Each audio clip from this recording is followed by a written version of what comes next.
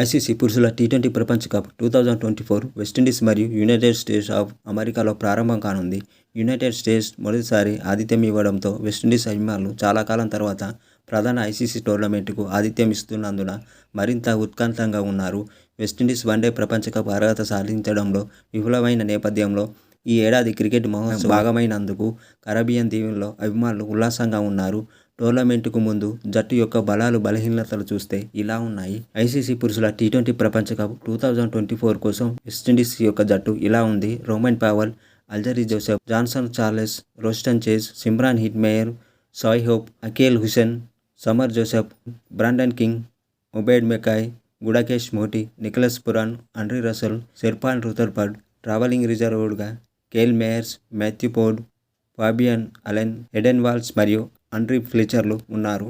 జట్టు యొక్క బలాలు చూస్తే ఇలా ఉన్నాయి. జట్టు బ్యాటింగ్లో అత్యంత బలంగా ఉంది.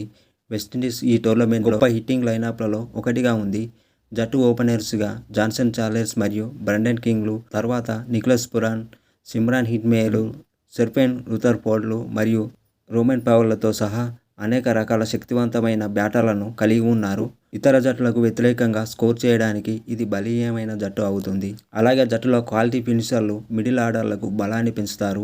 వెస్టిండీస్ టాప్ మరియు మిడిల్ ఆర్డర్లలో శక్తివంతమైన హిట్టర్లతో పాటు ఆండ్రీ రసెల్ మరియు రొమారియో షెపర్డ్లతో ప్రాణాంతకమైన ఫినిషర్లను కలిగి ఉంది. వీరంతా భారీ సిక్సర్లు కొట్టగలరు మరియు ఐపీఎల్లో రసెల్ అద్భుతమైన ఫామ్లో ఉన్నందున ఇది జట్టుకు చాలా అవసరం. అలాగే జట్టుకు హోమ్ అడ్వాంటేజ్ కూడా ఉంది.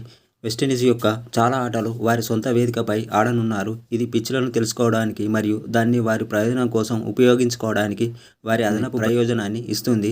వెస్టిండీస్ జట్టు ఇటీవల బలమైన ఫామ్లో ఉంది మరియు వారు తమ ఆటను ప్రారంభించినప్పుడు ప్రభావం చూపుతుంది. అంతేకాకుండా వారు వన్డే ప్రపంచ కప్కు అర్హత సాధించడంలో విఫలమైనందున ఈ టోర్నమెంట్లో ఖచ్చితంగా ఆడే అవకాశాలు ఉంటాయి. ఇది ఇలా ఉంటే జట్టు యొక్క బలహీనతలు ఇలా ఉన్నాయి.